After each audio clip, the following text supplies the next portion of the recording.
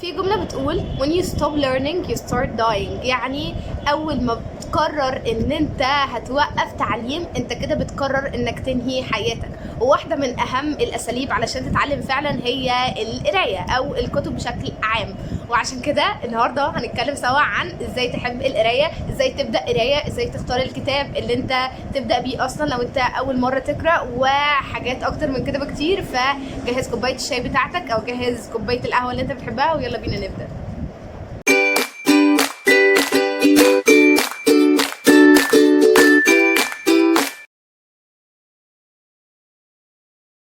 جماعة ازيكم عاملين ايه؟ انا نورهان محمود، بنعمل هنا فيديوز عن البرودكتيفيتي، بنذاكر مع بعض، بنعمل فلوجز وبنعمل فيديوز عن اي حاجة اتعلمناها بشكل عام. ف if you're interested just subscribe share like comment ويلا بينا نبدأ. طيب الفيديو ده هيمشي ازاي عشان نكون مع بعض كده؟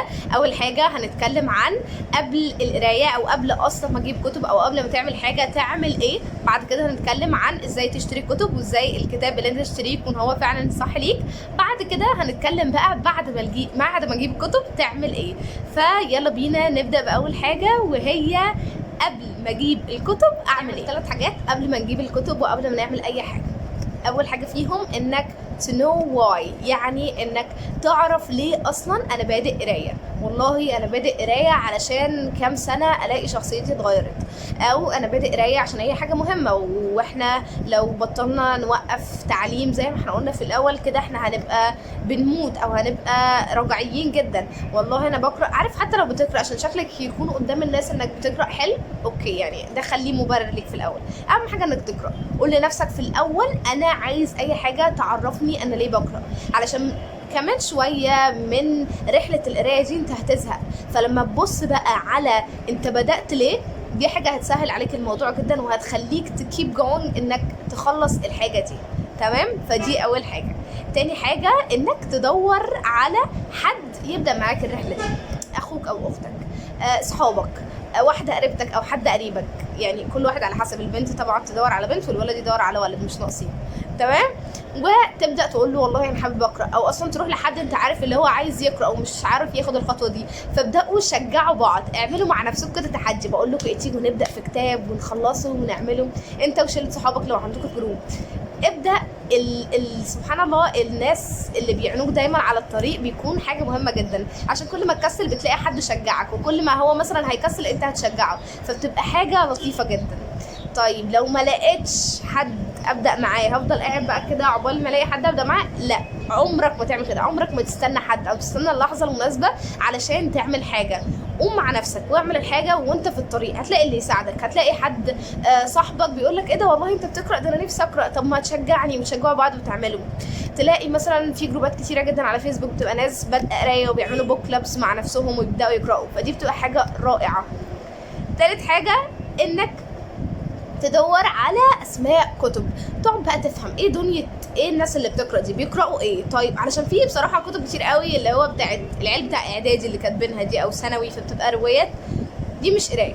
فعارف اللي هو ايه، دور لك على اسماء كتب حلوه مشهوره تناسب اهتماماتك، وده اهم من اي حاجه. عشان الحاجه دي لو مش بتناسب اهتماماتك انت هتمسك الكتاب بمجرد ما تمسك كده اللي هو مفيش حاجه شدتني، فاهم قصدي؟ ولكن لما تبقى ماسك كتاب في حاجه انت عايز تقراها، انا عايز اوصل للشيء ده، انا عايز افهم ده، فبتبقى حاجه اصلا تشجعك انك تقرا زياده.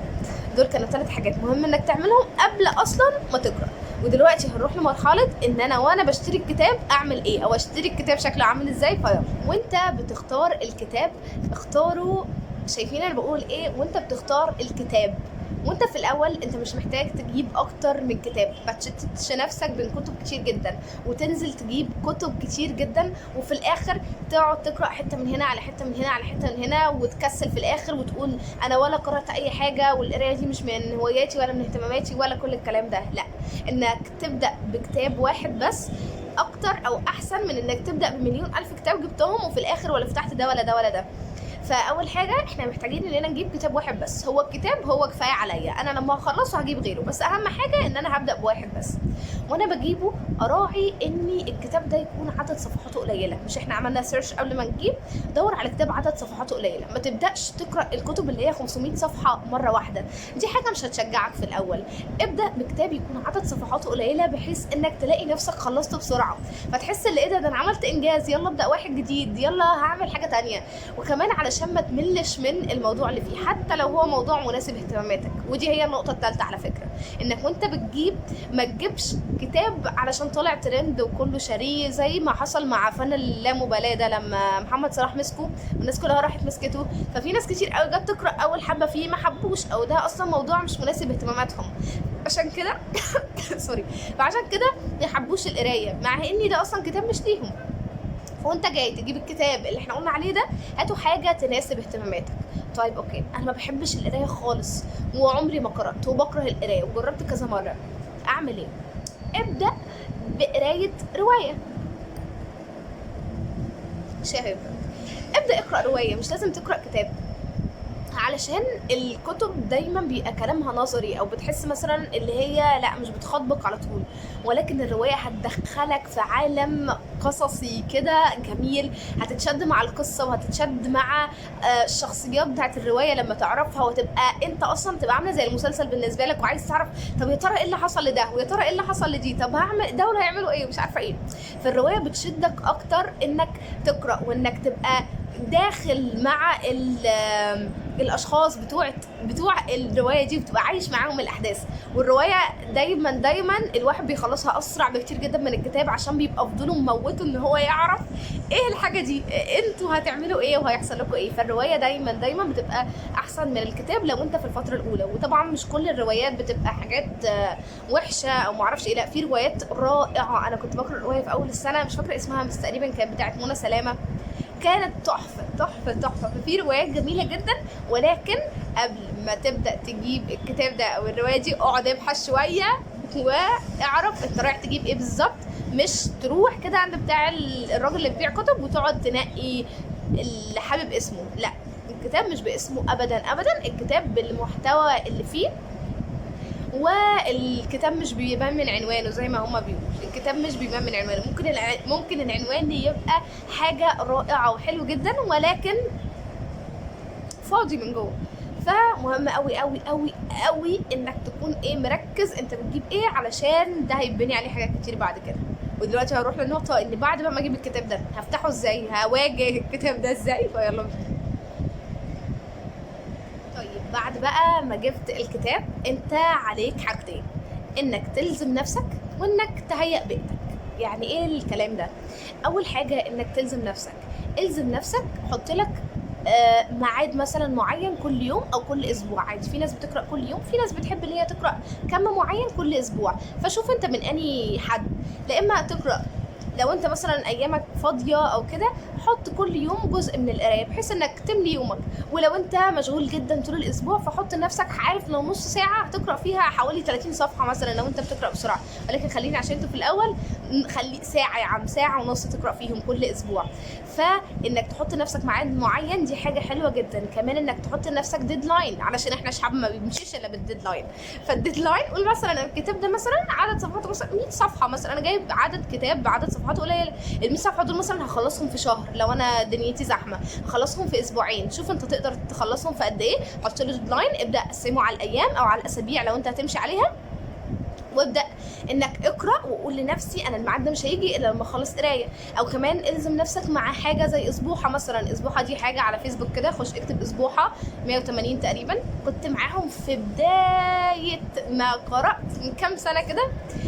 حلوين قوي انك بيبقى عندك، هم عندهم مكتبه اسبوعها بتختار منها كتاب كل، مش عارفه بتختار منها كتاب تقريبا، ما كانش كل اسبوع بتختار منها كتاب، ويبقى ليك مثلا 30 صفحه كل اسبوع انك تقراهم سواء باليوم او سواء بالاسبوع.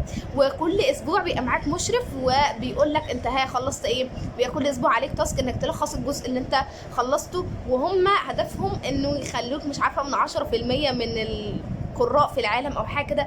فكانوا رائعين بالنسبه لي وخلوا القرايه عندي عاده دايمه، والحمد لله. انا لما بقت عاده بصراحه خرجت، هو مش عشان حاجه، بس انا عشان مساحه الماسنجر، فاللي هو هبعت لكم على ايه، انتوا بتبعت لهم على ماسنجر وانا مساحتي متدمره، ف للاسف خرجت من معاهم، بس اسبوعها حاجه من الحاجات الرائعه لو انت عايز تنمي فعلا عندك القرايه وتخليها عاده. تاني حاجه بقى انك تهندس بيئتك.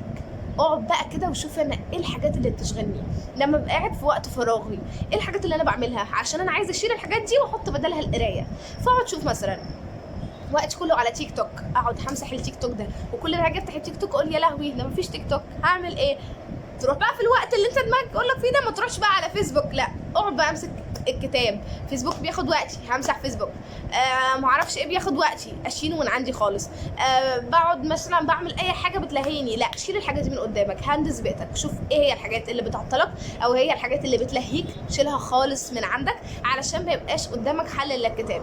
لما اجيب الكتاب هفضل بقى عينه في الدرج الثالث، في الكيس معرفش ايه، في الشنطه اللي مش عارفه ايه، لا الكتاب اللي انت تجيبه ده بهدله معاك، ارميه في كل حته انت قاعد فيها. قبل ما حضرتك تقعد اصلا قعد الكتاب قبليك. الكتاب انا قاعد هنا يبقى اهو الكتاب هرميه مكان ما انا قاعد. الكتاب مش جاي علشان تحتفظ بيه شكله حلو في مكتبه، لا عشان تبقى قدامك على طول الكتاب كده، فكل ما تبقى قاعد زهقان تلاقي الكتاب اول خيار قدامك تفتحه وتقعد تقرا وتعيش مع الكتاب. بس كده، دي اعتقد الحاجات اللي خلتني ابدا قرايه، حاجات سهله وبسيطه ورائعه. افتكر دايما ان القرايه مش بس عشان تخلي شكلك حلو ومعرفش ايه، القرايه بتبعد عنك الجهل، بتقوي لك الاتنشن سبان بتاعك اللي دايس عليه قطر بالمناسبه لنا كلنا اليومين دول وعايزين ننميه. فالقرايه بتنميه، القرايه بتقوي ذاكرتك، بتخليك تفتكر حاجات. احنا امه اقرا، احنا امه اقرا، فعيب علينا يعني ما نقراش. احنا لو ما قراناش مين اللي هيقرا؟ اقرا اقرا اقرا. قوم دلوقتي حالا اعمل الحاجات اللي احنا قلنا عليها وبس كده. لو عجبكم الفيديو ما تنسوش سبسكرايب شير لايك. باي.